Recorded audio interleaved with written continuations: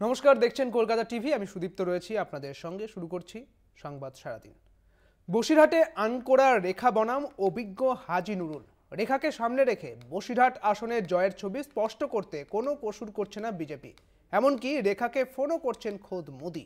কিন্তু সেই সব চেষ্টা খানিকটা হলেও ম্লান হলো হাজি নুরুলের সন্দেশখালীর প্রথম প্রচারে। সন্দেশখালীর অনেক প্রতিবাদী এদিন সামিল হলেন তৃণমূলের প্রচারে।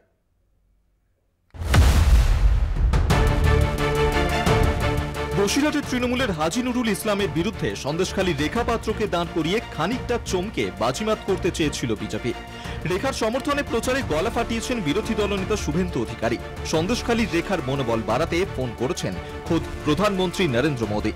এত দূর পর্যন্ত পুরোটা অ্যাডভান্টেজ রেখা মনে হলেও রবিবার হাজি নুরুলের সন্দেশখালীতে প্রথম প্রচারে উল্টো ছবিই সামনে এলো। প্রচারে পা মেলালেন সন্দেশখালীর অনেক প্রতিবাদী মুখ। মমতা বন্দ্যোপাধ্যায়ের ছবি ও তৃণমূলের পতাকা মাথায় মিছিলে সামিল হলেন তারা।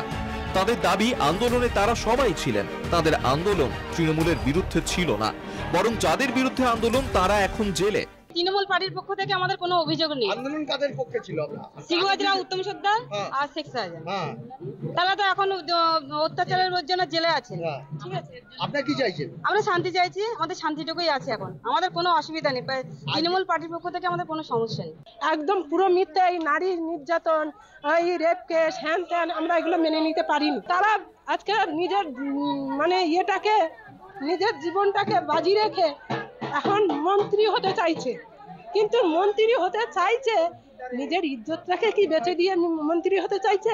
সন্দেশখালীতে প্রচারের আগে তৃণমূল প্রার্থীর বাড়িতে রণকৌশল বৈঠক করেন তৃণমূলের শীর্ষ নেতৃত্ব। ব্লক নেতৃত্ব, কাউন্সিলর, বিধায়ক সবাই উপস্থিত ছিলেন এই বৈঠকে। উপস্থিত ছিলেন মন্ত্রী সুজিত বসু, সন্দেশখালীর বিধায়ক সুকুমার মাহাতো এবং বসিরহাটের প্রার্থী হাজি নুরুল ইসলাম। শহর এবং গ্রামে কিভাবে প্রচার হবে, কিভাবে বুথ কমিটি থেকে ভোটের প্রচার হবে তা নিয়ে অঞ্চল ভিত্তিক দায়িত্ব দেওয়া হয় নেতাদের। গঠন করা হয় একটি কমিটিও। বিজেপি নীতির বিরুদ্ধে লড়াই আমাদের, সেই লড়াই আমরা বিশ্বাস বসিরহাট আমরা জিতবো, ভালো ভোটে জিতবো। আমরা সম্মিলিতভাবে একটা মিটিং করলাম, যাতে ওই ইলেকশনটা কীভাবে আমরা কী কার দায়িত্ব দিলে ভালো হয় একটা কমিটির মতন করলাম, এটা দেখায়। কতটা আশাবাদী? 100 ওই জিতার সম্বন্ধে আমার কোনো চিন্তা নেই। বনগাঁ লোকসভা কেন্দ্রের তৃণমূল কংগ্রেস প্রার্থী বিশ্বজিৎ দাসের ব্যানার ছেঁড়াকে কেন্দ্র করে উত্তেজনা ছড়ায় স্বরূপনগরে। গোবিন্দপুর অঞ্চলের বুনরাজপুর বাজার ও দত্তপাড়া বাজারে লাগানো হয় দুটি ব্যানার। বিজেপি আশ্রিত দুষ্কৃতীদের দিকে নিশানা তৃণমূলের, যদিও পুরো বিষয়টি অস্বীকার করেছে বিজেপি। তৃণমূলের গোষ্ঠীদ্বন্দ্বের জেরেই এই ঘটনা, দাবি বিজেপির। বসিরহাট থেকে ভক্তি দাস ও সঞ্চিত চক্রবর্তীর রিপোর্ট, কলকাতা টিভি।